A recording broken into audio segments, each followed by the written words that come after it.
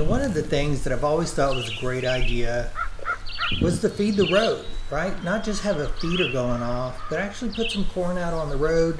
It kind of spreads the animals out. It gets them to hang around a lot longer, right?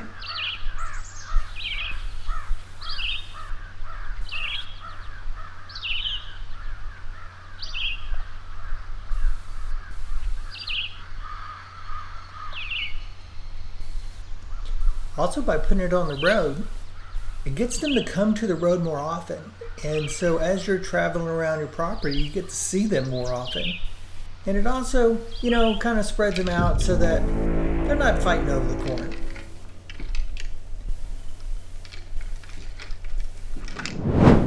The thing is, you can get one of these. They're pretty pricey. Then you'll need one of these. So now you're like into it for like $700. So I thought, I could build one of these, and I did. But then I got a new Polaris, and the front plate on it, one didn't come with a receiver hitch, so I had to put one of those on there. The other thing is, it's at an angle. It's not straight up and down at a 90-degree angle with the ground, so I had to figure out what the degree was, and it turned out that it's at a 15-degree angle. And so I bought this receiver hitch. Of course, it's at a 90-degree angle, so I had to cut it to make it a 15-degree angle. So that's what I did here.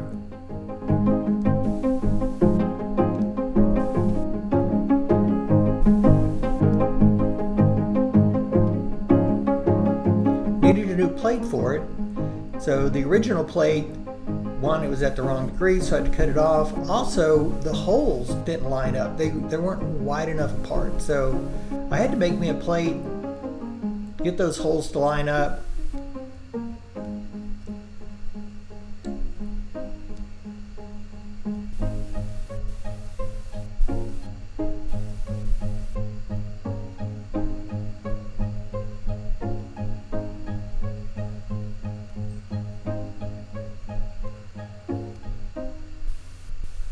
Now just kind of weld it all together.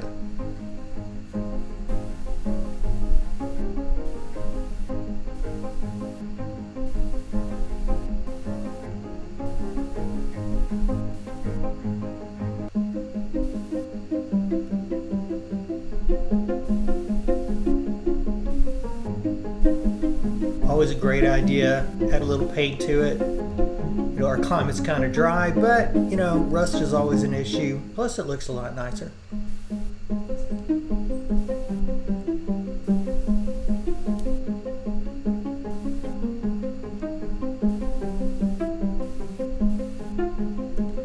Now, this is the original one I made.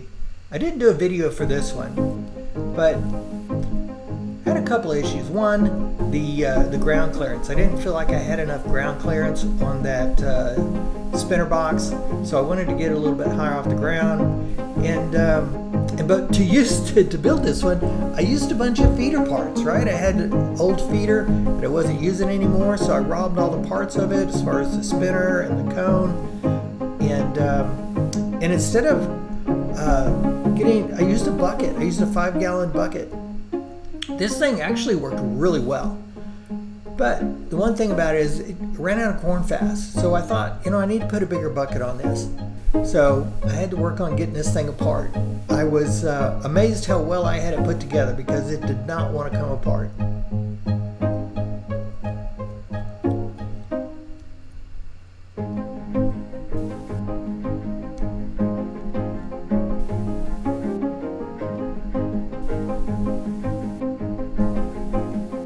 So after the paint dried, getting it mounted to the front of the Polaris, getting it ready to go.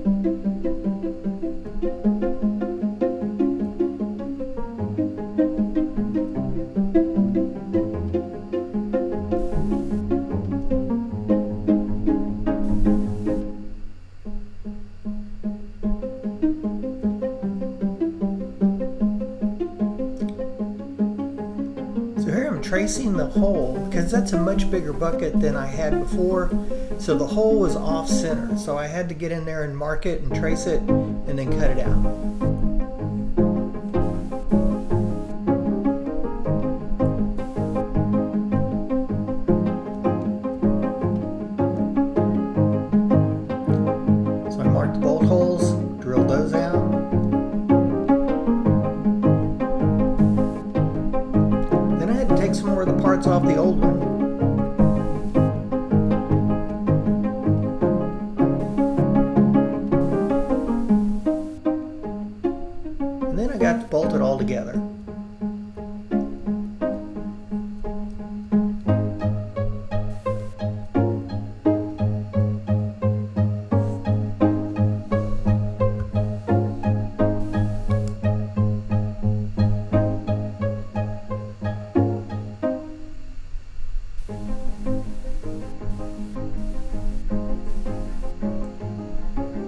So to add to the ground clearance, I thought, well, I'll just add myself one more layer of 2-inch square tubing to the bottom of that. So that'll lift my spinner box up another 2 inches, which I think will come in handy.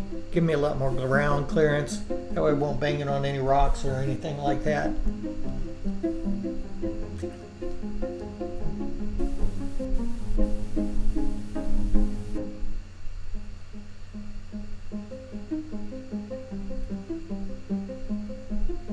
You know, that vocational welding I took in high school has really started to pay dividends later in life.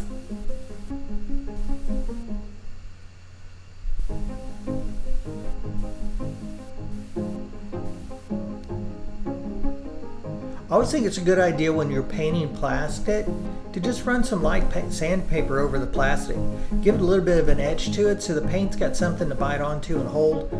You know, that plastic's always so smooth and that paint just doesn't seem to hold on very well. So I always do that.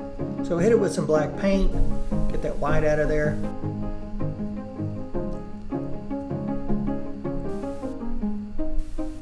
After the paint dries the next day, bolting it up. And I did go out and buy me one of these wire connections. This is a hand controller.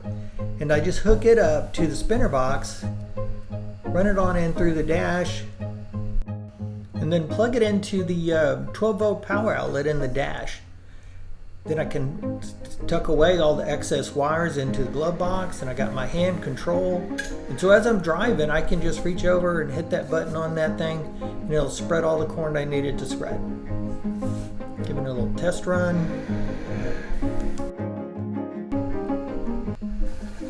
Fill it with corn, doing a little test run.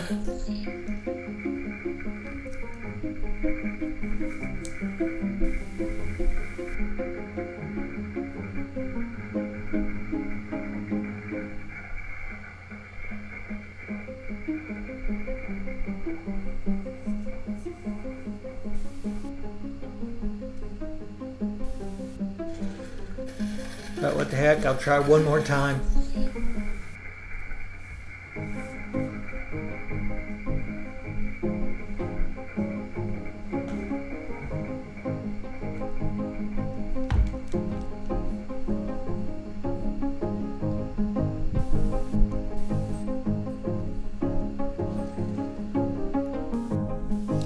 I really love working on projects like this.